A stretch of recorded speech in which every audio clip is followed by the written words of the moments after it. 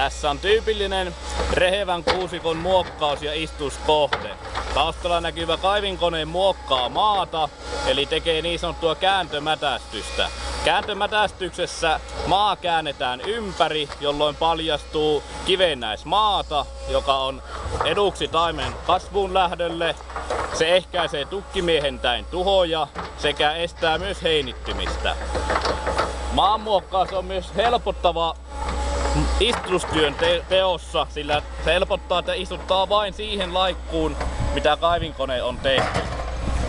Itse mihinkä kohtaan laikkua istutaan, se on korkein kohta tästä kääntömättästä, eli aika lailla tähän keskelle.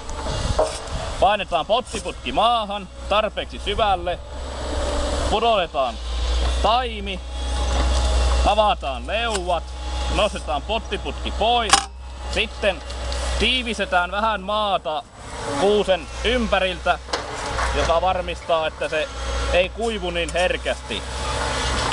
Taimi saa olla riittävän syvässä, ei haittaa vaikka vartta menee vähän mukaan.